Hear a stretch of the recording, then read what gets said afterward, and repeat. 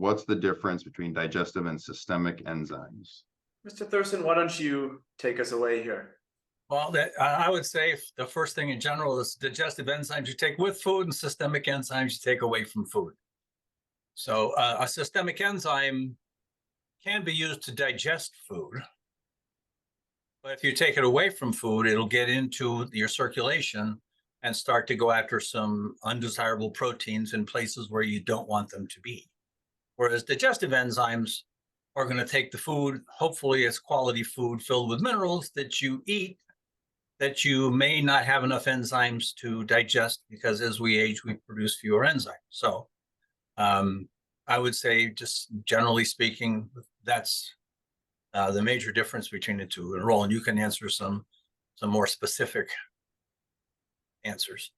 Yeah, you said one thing there that I kind of want to highlight, and systemic enzymes go after proteins that are typically not food-related substances. And we have to remember that anything that traditionally or typically irritates the immune system is a protein or a peptide of some sort. It's something based with amino acids.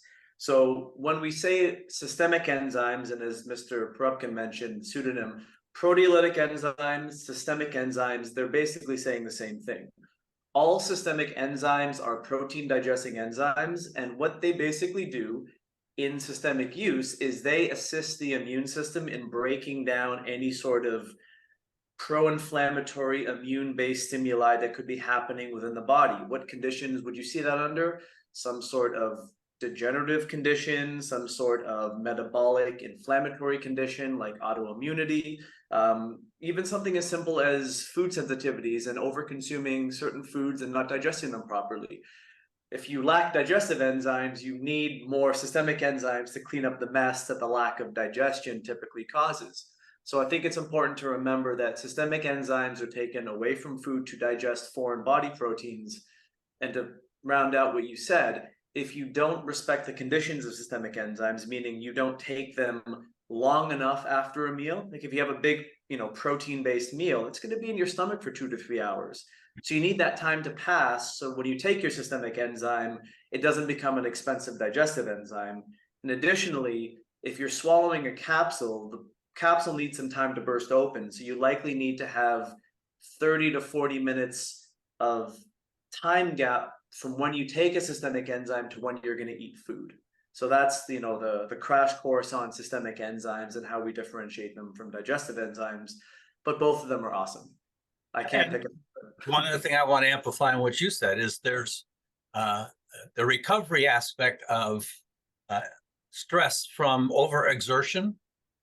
I know that Troy, who helped formulate these products, or did formulate these products, used systemic enzymes and digestive enzymes when he climbed Mount Everest.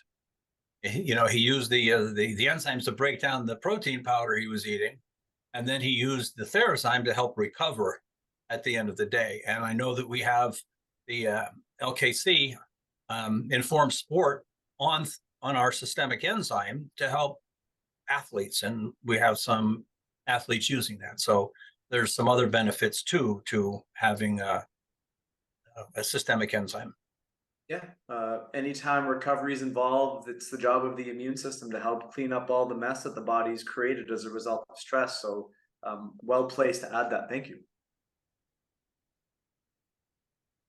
I think we got that right, JP? Yeah, I think we sure did. So that Informed Sport that Jeff mentioned is where your formulas are tested for 200 plus banned substances, and it passes all kinds of clearances for professional athletes and those in that neck of the woods. And Therazyme is part of our high performance protocol, and one of Troy's key products in his mountain climbing endeavors was one that we certainly had in that first batch that we got through them. And you don't have to be a pro athlete to take Therazyme for the benefits from exercise. If you're someone who's a regular gym goer, you're a runner, you're a recreational athlete, you're high performance in any way. And to me, I determine high performance as doing anything more than walking.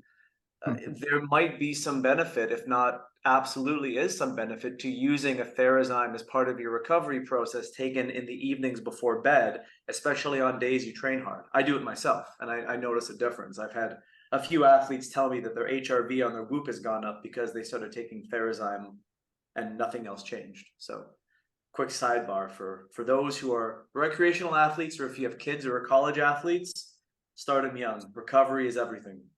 High school athletes. And Digestive, by the way, also has that informed sport.